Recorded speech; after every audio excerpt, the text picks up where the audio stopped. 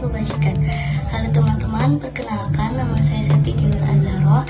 Saya merupakan mahasiswi di Institut Teknologi dan Bisnis Ahmad Dahlan Lamongan, Fakultas Ekonomi dan Bisnis, Program Studi S1 Akuntansi dan D3 Perpajakan. Seperti yang teman-teman ketahui pada judul dan deskripsi video di bawah ini, kali ini saya akan membuat video pembelajaran mengenai salah satu materi pada mata kuliah pengantar akuntansi. Nah, tujuan saya membuat video pembelajaran kali ini untuk memenuhi nilai serta tugas ujian tengah semester mata kuliah pengantar akuntansi itu sendiri. Nah, saya akan membuat video pembelajaran mengenai materi persamaan dasar akuntansi dan konsep debit serta kredit. Nah, teman-teman pasti penasaran, apa sih akuntansi itu? Bagaimana sistem dan persamaan di dalamnya, serta bagaimana kredit serta debit dalam sistem akuntansi itu sendiri. Nah, kali ini saya akan membahas mengenai garis besar tentang itu semua. Nah, saya harap teman-teman bisa menonton video ini sampai akhir dan kita bisa belajar bersama-sama mengenai materi ini. Itu saja yang ingin saya sampaikan. Selamat menonton dan selamat belajar.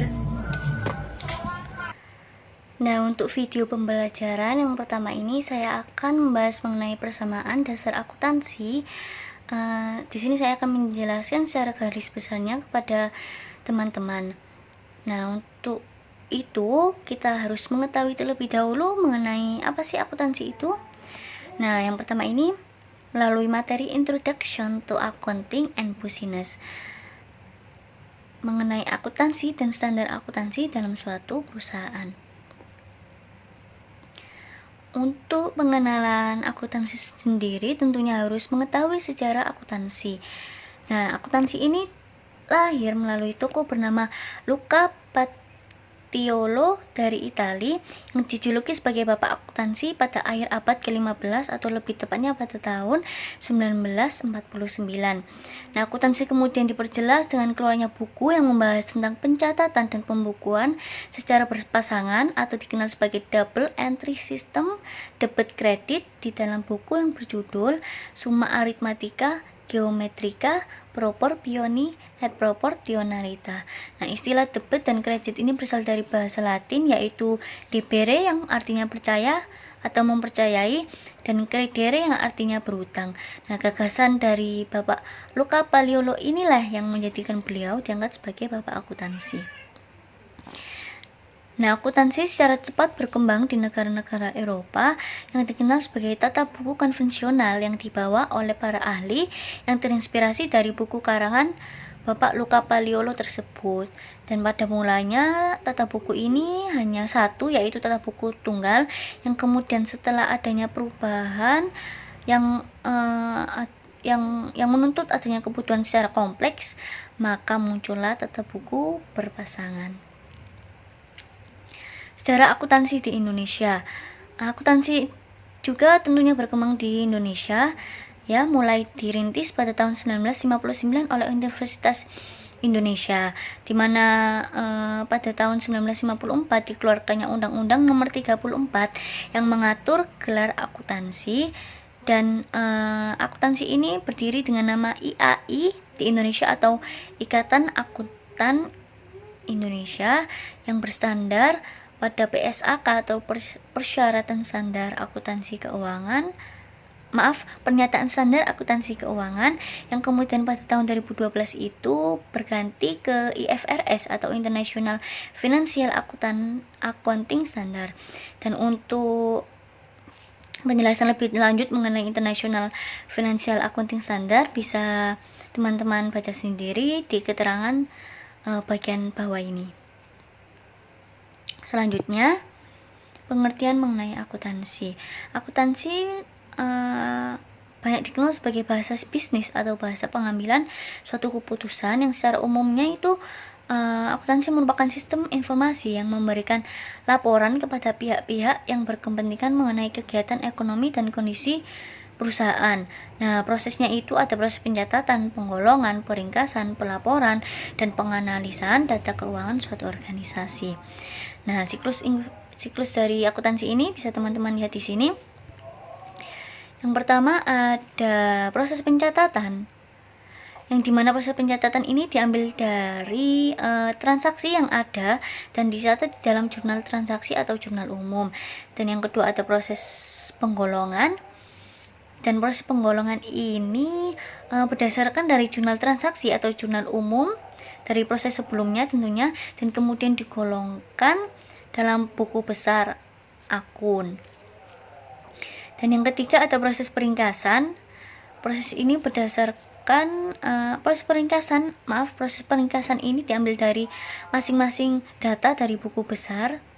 Buku besar ini dari proses sebelumnya tentunya, yang kemudian diringkas saldonya dalam neraca saldo awal. Nah, dari buku besar ini kan terdapat saldo-saldo dari masing-masing akun. Maka di dalam neraca saldo awal ini akan dihitung secara keseluruhannya. Yang keempat ada proses pelaporan, di mana proses pelaporan ini diambil tentunya dari neraca saldo awal dari proses sebelumnya, yang digunakan sebagai dasar penyusunan laporan keuangan. Nah, yang kelima ada penganalisan. Dari laporan keuangan sebelumnya kemudian dianalisis untuk memudahkan pengguna informasi keuangan dalam membaca dan memproyeksikan tentunya laporan atau rencana ke depan terkait keuangan suatu perusahaan. Nah, siklus informasi ini terdapat background-nya seperti ini, bisa teman-teman lihat. Nah, seperti ini lebih jelasnya. Dimulai dari adanya transaksi tentunya, yang kemudian dari transaksi ini jelas dituliskan disertai dengan akun-akun yang dari akun-akun dari adanya transaksi ini, yang kemudian ditulis dalam jurnal umum atau jurnal khusus. Dan dari jurnal umum atau jurnal khusus ini adanya penggolongan di dalam buku besar. Nah, di dalam buku besar ini adanya penjumlahan saldo secara keseluruhan dari masing-masing akun. Nah, selanjutnya ada proses jurnal penyesuaian. Nah, jurnal penyesuaian ini tujuannya untuk menyesuaikan data atau transaksi yang dilakukan agar sesuai dengan kenyataan yang ada, sehingga tidak ada kesalahan atau penyimpangan dalam laporannya tentunya. Selanjutnya ada neraca saldo setelah penyesuaian. Setelah adanya jurnal penyesuaian itu tentunya ada neraca saldonya, dan proses selanjutnya ada laporan keuangan. Laporan keuangan ini meliputi 4, yaitu adanya laporan laba rugi, laporan neraca, laporan perubahan modal, dan laporan arus kas. Yang kemudian prosesnya berlanjut ke dalam jurnal penutup yang merupakan akun nominal. Selanjutnya ada neraca saldo setelah penutupan, dan ini bersifat opsional saja. Selanjutnya ada jurnal pembalik, dan sama seperti neraca saldo setelah penutupan, jurnal pembalik ini juga bersifat secara opsional. Dan siklus atau proses akuntansi ini terjadi secara berulang-ulang dan akan terus sama. Dari proses yang terakhir ini tentunya akan kembali pada proses awal, yaitu proses transaksi, karena ya memang seperti ini siklus dari akuntansi. Dan siklus ini perlu teman-teman pahami tentunya untuk membuat suatu laporan yang dimana berasal dari transaksi, sehingga dari transaksi ini, dari proses awal ini bisa dituliskan laporan pada proses akhirnya. Bidang-bidang akuntansi, tentunya teman-teman sudah mengetahui bahwa ilmu akuntansi itu luas sekali pembahasannya, sehingga bidang-bidang akuntansi pun mencakup beberapa bidang yang tentunya tidak bisa dikatakan sedikit ya. Yang pertama, bidang akuntansi ada akuntansi keuangan, ada akuntansi pemeriksaan, akuntansi manajemen, akuntansi biaya, akuntansi perpajakan, sistem informasi akuntansi, dan akuntansi penganggaran, akuntansi pemerintahan, akuntansi publik, akuntansi pendidik, dan akuntansi perilaku. Adanya pengguna informasi akuntansi, terdapat 2 pihak, yaitu pihak eksternal dan pihak internal, di mana pihak eksternal ini berupa investor atau para pemilik, kreditor, customer, ada pemasok, pemerintah, lembaga pendidikan atau masyarakat secara umum. Dan adanya pihak internal ini berupa manajemen puncak atau direktur, manajer divisi, staf akuntansi, serta karyawan. Nah, apa sih kepentingan dari kedua pihak tersebut? Dan untuk pihak eksternal sendiri, kepentingannya itu mencakup kinerja keuangan secara keseluruhan, ada likuiditas, ada solvensi, ada profitabilitas, pertanggungjawaban dari keuangan. Dan dari pihak internal terdapat kepentingan seperti perencanaan, pengkoordinasian, ada pengarahan, ada pengevaluasian kinerja internal, dan pengendalian. Asumsi dasar akuntansi. Nah, asumsi dasar akuntansi ini terdiri dari 4 asumsi. Yang pertama ada asumsi menurut GAAP, yang kedua menurut AICPA, yang ketiga menurut pedoman standar akuntansi atau SAK, dan yang terakhir menurut prinsip akuntansi sendiri. Nah, asumsi dasar akuntansi menurut GAAP ini mencakup 8 poin ini. Yang pertama ada asumsi kesatuan bisnis, asumsi kesinambungan bisnis, asumsi periodisasi tepat waktu, asumsi dalam pengukuran unit moneter, asumsi kewajaran bisnis, asumsi keandalan, konsisten asumsi, dan asumsi akrual. Yang kedua ada menurut American Institute of Certified Public Accountants. Ini terdapat 10 poin yang bisa teman-teman lihat. Yang pertama ada pemerintah dan masyarakat akan menjamin hak kepemilikan pribadi. Yang kedua persatuan dalam upaya yang lebih spesifik. Yang ketiga keberlangsungan bisnis. Yang keempat penggunaan unit moneter di beberapa akun. Yang kelima konsistensi antar periode dalam entitas bisnis yang sama. Yang keenam ada konservatif, yang ketujuh cukup berarti, yang kedelapan berbeda dalam akuntansi secara entitas bebas lainnya, yang kesembilan adanya ketergantungan pada data yang berasal dari pengontrol internal, yang kesepuluh ada tenggat waktu dalam kendali yang membutuhkan perakiraan. Nah, selanjutnya ada asumsi dasar akuntansi menurut pedoman SAK. Nah, menurut pedoman SAK ini ada 6 poin yang bisa teman-teman lihat. Yang pertama ada dasar tunai, ada dasar akrual, konsep entitas, keberlangsungan usaha, dan unit moneter, serta periode akuntansi. Dan untuk penjelasannya dari masing-masing asumsi dasar ini bisa teman-teman baca sendiri di dalam penjelasan ini. Dan selanjutnya asumsi dasar akuntansi menurut prinsip akuntansi sendiri. Di sini terdapat 5 poin. Yang pertama ada prinsip biaya atau cost principles, ada prinsip pengakuan pendapatan atau revenue recognition, yang ketiga prinsip mempertemukan atau matching principle, yang keempat ada prinsip perbandingan biaya pendapatan atau matching principle, yang kelima ada prinsip pengungkapan penuh atau full disclosure principles. Nah, karakteristik kualitatif laporan keuangan atau laporan dalam akuntansi. Yang pertama itu harus dapat dipahami tentunya. Yang kedua itu relevan dengan apa yang terjadi sebenarnya dan apa yang memang terjadi. Yang ketiga ada keandalan. Yang keempat ada dapat dibandingkan. Nah, struktur dasar akuntansi yang membuat laporan akuntansi ini merupakan bab akuntansi dari perusahaan sendiri. Dan jenis perusahaan pada umumnya ini ada 3. Yang pertama perusahaan jasa yang tentunya menyediakan jasa. Yang kedua ada perusahaan dagang yang kegiatannya itu membeli barang untuk dijual kembali atau transaksi jual beli. Yang ketiga ada perusahaan manufaktur yang mengelola bahan baku menjadi barang yang siap untuk dijual. Dan transaksi keuangan dan bukti transaksi.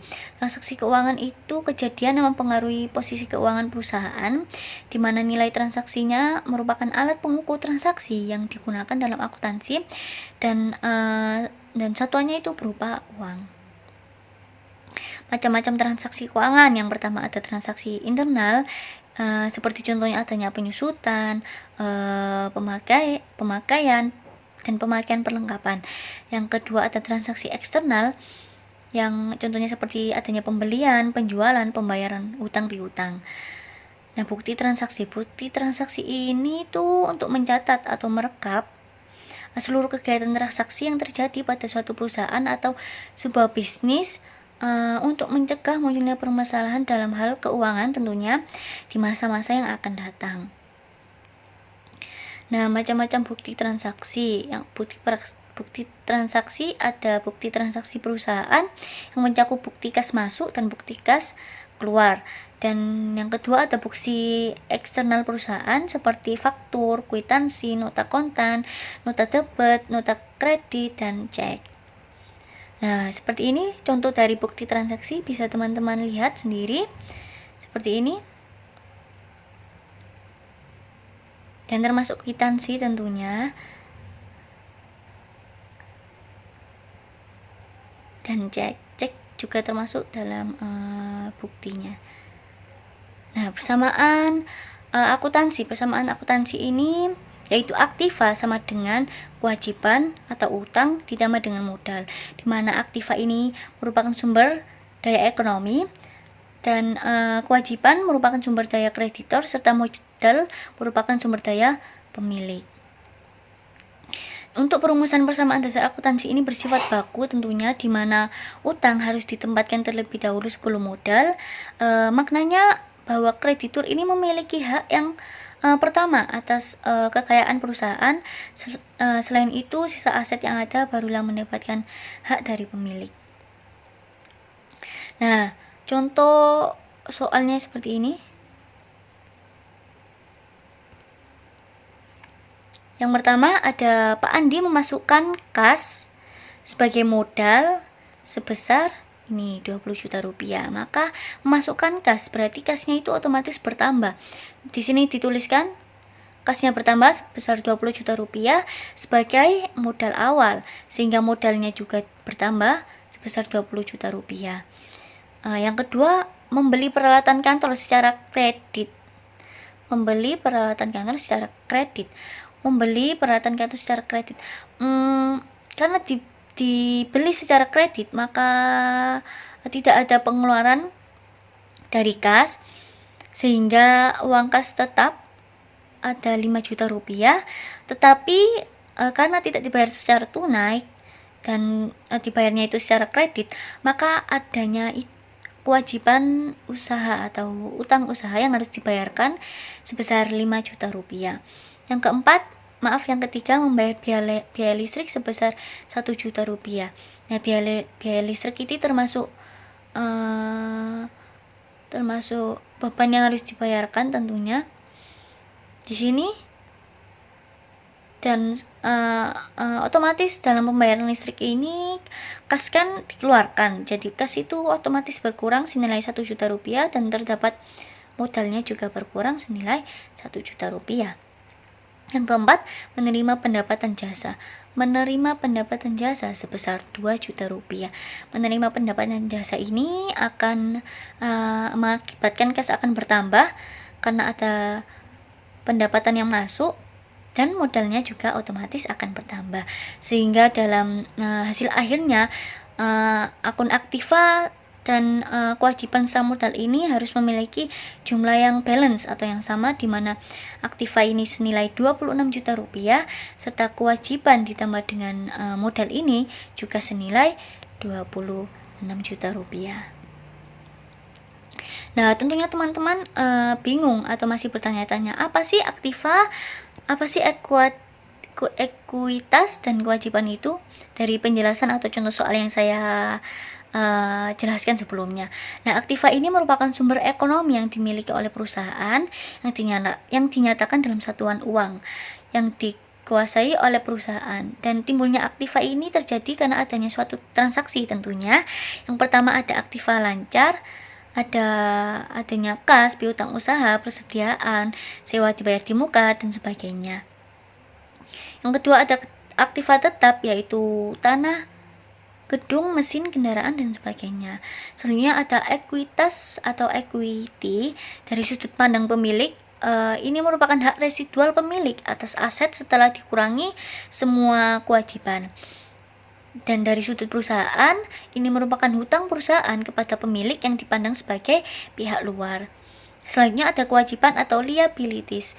Kewajiban ini kewajiban perusahaan kepada kreditur yang harus dibayar tentunya, yang menjadi kewajiban pada saat pelaporan, yang dimana timbul akibatnya itu terjadi karena adanya transaksi yang meliputi yang pertama ada hutang lancar atau hutang jangka pendek yang contohnya seperti hutang dagang, hutang bank, dan hutang wesel. Yang kedua ada hutang jangka panjang. Hutang jangka panjang seperti adanya hutang obligasi dan hutang hipotek. Nah, kedudukan akun. Tentunya ada beberapa akun yang akan ditulis dalam transaksi, dan perlu teman-teman ketahui bahwa adanya pertambahan dan perkurangan ini harus dituliskan di dalam kolom yang mana, kolom yang debit atau kolom yang kredit, dimana seperti contohnya akun harta ini.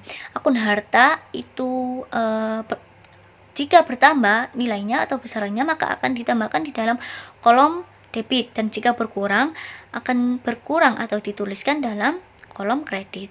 Nah, untuk hutang, modal, dan pendapatan ini sama, yaitu jika bertambah akan ditambahkan di dalam kolom kredit, dan jika berkurang akan dituliskan di dalam kolom debit. Dan untuk biaya atau beban ini sama seperti harta, jika bertambah akan ditambahkan di dalam debit, dan jika berkurang akan ditulis di dalam kredit, seperti itu. Dan ini kedudukan ini tuh bersifat paten, sehingga teman-teman harus paling tidak memahami konsep ini agar dalam transaksi atau penulisannya itu teman-teman tidak salah dalam menempatkan, sehingga dalam laporan keuangan nantinya tidak ada kesalahan yang terjadi, seperti itu. Nah, laporan keuangan itu ada 4, yaitu neraca, ada statemen laba rugi, ada statemen perubahan modal, dan statemen aliran kas. Ditambah dengan penjelasan statemen keuangan atau notes to financial statements dan informasi pelengkap atau supplementary information. Nah, seperti ini kebutuhan informasi dan laporan yang mendukung, bisa teman-teman lihat.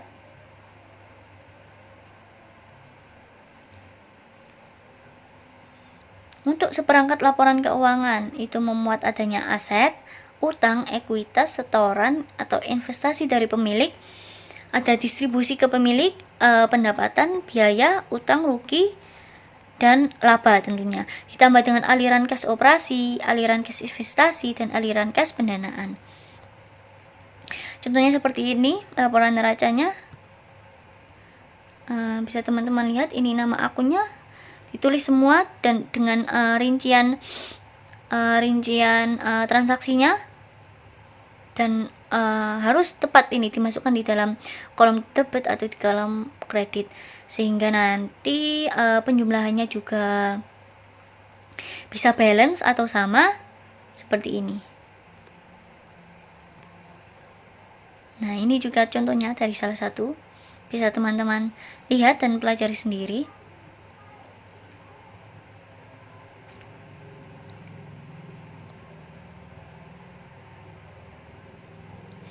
Nah, selanjutnya ada basis akuntansi, yang pada dasarnya metode pencatatan transaksi dalam akuntansi ini ada 2, yaitu basis kas atau kas basis, yang kedua ada basis akrual, yaitu basis kas itu merupakan konsep pencatatan dalam akuntansi dengan menggunakan teknik mencatat transaksi yang sudah benar-benar terjadi, di mana uangnya itu sudah benar-benar diterima dan dibayarkan, sehingga tidak ada lagi transaksi yang dipertanyakan nilai keuangannya, karena memang sudah benar-benar dibayarkan dan sudah diterima. Bedanya dengan basis akrual ini, yang konsep pencatatannya menggunakan teknik pencatatan transaksi yang pada saat terjadinya walaupun uangnya belum benar-benar diterima atau dibayarkan. Contohnya seperti ini. Pada 1 Januari 2021, PT Edge membayar sewa gedung sebesar 20 juta rupiah untuk 1 tahun sewa. Nah, untuk pencatatan basis kasnya, tertuliskan nama akun beban sewa yang dimasukkan di dalam debit dengan besaran 20 juta rupiah dan adanya kas yang berkurang yang tentunya dimasukkan di dalam kredit sebesar 20 juta rupiah juga. Untuk pencatatan basis akrual, ini dituliskan nama akun sebagai sewa dibayar di muka. Bisa teman-teman lihat sendiri di sini yang masuk di dalam kredit sebesar 20 juta rupiah dan adanya kas sama seperti pencatatan basis kas. Kasnya berkurang di dalam kredit sebesar 20 juta rupiah. Seperti itu. Nah, terima kasih kepada teman-teman yang mendengarkan penjelasan yang bisa saya sampaikan ini mengenai persamaan dasar akuntansi. Dan saya juga berterima kasih kepada Ibu Dwi Kartikasari yang sebagai dosen pengampu pengantar akuntansi, yang dimana beliau ini mengizinkan dan memberi persetujuan kepada saya untuk memakai materi yang beliau susun ini untuk bisa saya gunakan di dalam video pembelajaran, sehingga saya bisa menjelaskan mengenai materi persamaan dasar akuntansi ini kepada teman-teman berdasarkan apa yang saya tangkap dari penjelasan beliau dan dari pengetahuan serta pemahaman saya. Nah, untuk materi selanjutnya atau pembahasan selanjutnya, saya akan menjelaskan secara garis besar mengenai konsep dari debit dan kredit di dalam akuntansi. Seperti ini. Debit dan kredit di dalam akuntansi. Apa sih sebenarnya debit dan kredit pada akuntansi itu? Debit dan kredit adalah istilah yang sering digunakan tentunya di dalam dunia akuntansi atau keuangan, di mana debit ini diartikan sebagai penambahan uang dalam tabungan atau rekening dan juga bisa diartikan sebagai pertambahan dari adanya transaksi. Sedangkan kredit diartikan sebagai pengeluaran atas uang saat terjadinya transaksi. Nah, untuk debit ini berasal dari kata debere yang artinya mengutang. Dalam proses pembukuannya, debit ini biasanya berada di sisi sebelah kiri dan pertambahan aset bisa berupa penambahan uang, alat hingga hal-hal yang tidak terwujud secara langsung seperti sewa atau piutang. Dan untuk kredit ini berasal dari bahasa Yunani yang artinya yang berupa credere yang berarti kepercayaan dan bahasa Latin creditum.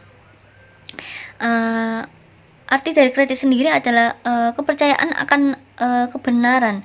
Oleh sebab itulah yang menjadi dasar dari kredit adalah kepercayaan. Kebalikan dari debit, dalam pembukuannya kredit ini biasanya terletak di sisi kanan, dan jika aset maupun beban berada pada posisi kredit, maka artinya pengurangan dari nilai akun tersebut. Seperti itu. Dan untuk perbedaannya, apa sih perbedaan dari kredit dan debit dalam akuntansi? Debit ini mengacu pada sisi kiri akun di dalam buku besar, sedangkan kredit berhubungan dengan sisi kanan akun dari buku besar. Nah, hal apapun yang menjadi nilai ekonomi yang masuk, maka artinya masuk di kredit dalam akun neraca. Sementara apapun yang keluar, maka artinya akan dikeluarkan di dalamnya. Untuk laporan laba rugi, ini semua pengeluaran dan kerugian di debit, namun untuk semua pendapatan dan keuntungannya akan dimasukkan di dalam kredit. Selanjutnya ada peningkatan debit yang disebabkan oleh kenaikan cash, inventaris, pabrik dan mesin, adanya tanah dan bangunan, pengeluaran seperti gaji, asuransi, pajak, dividen, dan lain-lain sebagainya. Sedangkan untuk peningkatan kredit ini disebabkan oleh kenaikan dana pemegang saham, biaya keanggotaan, pendapatan sewa, laba yang ditahan, hutang, dan lain sebagainya. Untuk klasifikasi akun dalam debit dan kredit ini, Adanya untuk klasifikasi akun seperti yang sudah saya jelaskan sebelumnya pada materi persamaan dasar akuntansi. Akun-akun ini tuh ada beberapa macam. Yang pertama ada aset yang berupa harta dari perusahaan, yang kedua ada liabilities atau utang perusahaan, yang ketiga ada owners equity atau peminjam modal perusahaan, yang keempat ada income atau pendapatan perusahaan, dan yang terakhir ada expenses atau pembelanjaan dari perusahaan. Nah, contoh debit dan kredit dalam bisnis atau dalam dalam akuntansi ini seperti hanya menjual barang dagang secara tunai kepada pelanggan, di mana kas ini masuk kredit dan pendapatannya ditulis kas ini masuk debit dan pendapatannya ditulis di dalam kolom kredit. Dan selanjutnya ada membayar gaji karyawan, di mana beban dari gaji karyawan ini dimasukkan di dalam debit dan kasnya otomatis berkurang sehingga kas dituliskan di dalam kolom kredit. Seperti itu. Untuk konsep debit dan kredit, pengelompokan akunnya tentunya ada aktiva, di mana saldo normalnya terdapat di debit, dan apabila jika bertambah akan dituliskan di dalam kolom debit dan berkurang di dalam kolom kredit. Untuk kelompok akun hutang, untuk kelompok akun hutang, modal, dan pendapatan, saldo normalnya itu ada di kredit, dan apabila nilainya bertambah atau besarannya bertambah akan dituliskan di dalam kolom kredit, dan jika berkurang akan dituliskan di dalam kolom debit. Ada juga kelompok akun beban, kelompok akun beban dan juga kelompok akun prive. Dan kelompok akun beban dan kelompok akun prive ini saldo normalnya terdapat di dalam debit, dan jika apabila bertambah besarannya atau nilainya akan dituliskan di dalam kolom debit, dan jika berkurang akan dituliskan di dalam kolom kredit, sama halnya seperti aktiva tadi. Nah, itu konsep dasar konsep dari debit dan kredit yang bisa saya sampaikan kepada teman-teman. Jika teman-teman kurang mendapatkan penjelasan yang memuaskan, teman-teman bisa mencari sendiri dari sumber-sumber yang terpercaya tentunya. Di sini saya hanya ingin membagi pemahaman saya secara garis besarnya saja kepada teman-teman, dan saya harap teman-teman bisa memahaminya dan melalui video pembelajaran ini bisa menambah pengetahuan dari teman-teman, entah itu dari konsep dasar akuntansi yang saya jelaskan tadi hingga ke konsep debit kredit yang saat ini saya jelaskan. Seperti itu.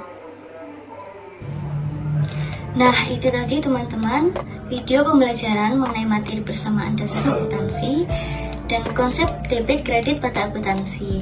Bagaimana? Apakah teman-teman sudah bisa mengetahui mengenai apa sih akuntansi itu? Bagaimana sistem persamaannya dan bagaimana konsep debit serta kredit pada akuntansi. Nah, saya harap melalui video ini teman-teman sudah bisa mengetahui atau paling tidak sudah bisa memahami mengenai persamaan dari akuntansi itu sendiri dan konsep dari kredit serta debit di dalam akuntansi. Bila di dalam video pembelajaran ini terdapat kekurangan maupun kesalahan, saya mohon maaf yang sebesar-besarnya kepada teman-teman karena memang pemahaman atau pengetahuan saya yang terbatas ini. Itu saja yang ingin saya sampaikan. Saya akhiri video pembelajaran kali ini. Wabillahi taufiq wal hidayah. Wassalamualaikum warahmatullahi wabarakatuh.